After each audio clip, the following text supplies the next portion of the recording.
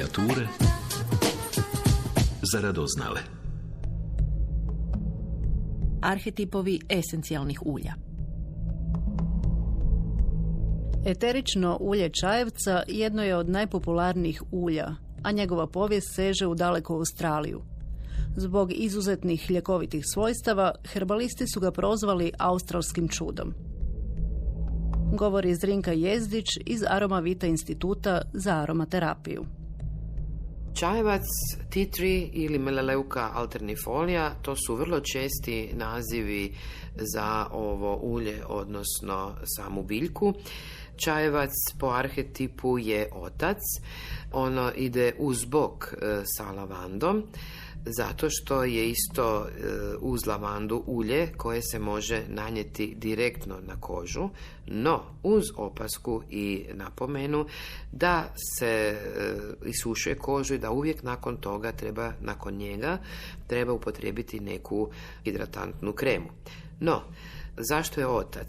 Zato što je snažan, što je jak antiseptik, što štiti, što je sigurno ulje, što je ulje koje djeluje na dišni sustav, na lokomotorni sustav, ulje koje djeluje na psihu u kontekstu da nas koncentrira, usmjerava, potiče. To je ulje koje daje jednu ogromnu sigurnost, a ta sigurnost je u tome što je on jaki antiseptik i čuva nas. Baš kao otac ili kako bi otac trebao to raditi, mora biti siguran, moramo imati povjerenje u njega, mora biti čvrst, dakle da nas na neki način svojom muškom energijom nauči živjeti, preživljavati, bivati u kontekstu aktivnog bivanja i djelovanja. Čajevac ima jaku namjeru, on je, kada uzmete ga koristiti u energetskom smislu ili psihološkom, onda uz njega znate da ćete proces odraditi do kraja. Uvijek kažem, nemojte se kao pod navodnicima igrati s njim, jer kad ga koristite, on stvarno dovršava posao. To je otac, dakle neko ko ipak ima neku jaču svoju sposobnost, moć i iskazivanje ljubavi kroz neki razum, možda malo više nego kroz zagrlje kao što daje lavanda, no međutim sve su to aspekti ljubavi, pa nijedna nije više ili manje vrijedna. Tako da čajevac je nešto što uvijek želite imati uz sebe. Uvijek, kad god idete, na primjer, u prirodu ili ste u nekakvim neugodnim, nezgodnim, lošim okolnostima u kojima, malo ste izloženi po pitanju zdravlja, života ili situacija, tada je čajevac definitivno kao otac netko na kog se možete osloniti. Prvi puta je destilirano 1925. godine, postavši univerzalnim lijekom s višestrukom primjenom, od dojenačke seboreje i osipa na bebinoj guzi, kod ugriza kukaca, preko bubuljica, gnojnih akni i čireva, kozica, ekcema, bradavica, gljivičnih oboljenja, lišajeva, kod kiruških zahvata i rana. Čajevac je jedno od najstarijih ljekovitih sredstava čovječanstva. Svoju ljekovitu snagu zahvaljuje jedinstvenoj kombinaciji djelotvornih aktivnih sastojaka protiv gljivica, bakterija i virusa. Čajevac dolazi iz daleke Australije, vezujemo ga uz pledme aboriđina. Tako je, aboriđini su prvi koji su prepoznali ljekovito djelovanje čajevca, ali prvo i osnovno kroz čaj.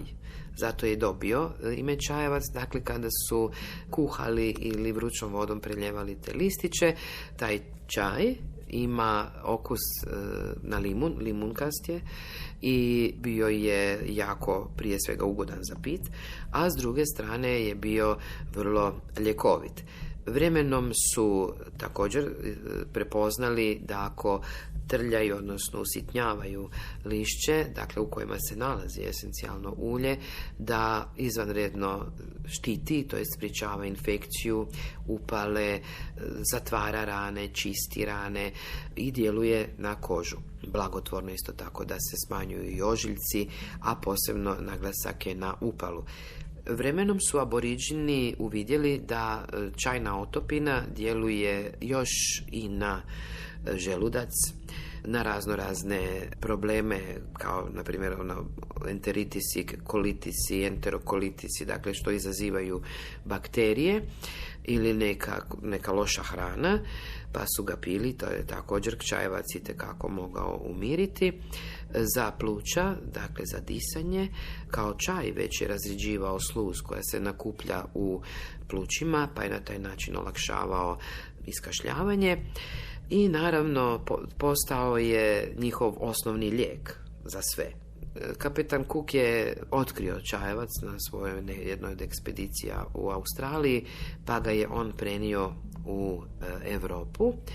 No, vremenom, kroz povijest, čajevac stvarno postane australsko blago, pravo blago, jer esencijalno ulje, eterično ulje koje se dobiva iz te biljke, ima toliko jaka medicinska svojstva, terapeutska svojstva, da se za vrijeme Drugog svjetskog rata obavezno koristio, odnosno bio dio prve pomoći, opreme za prvu pomoć tih vojnika.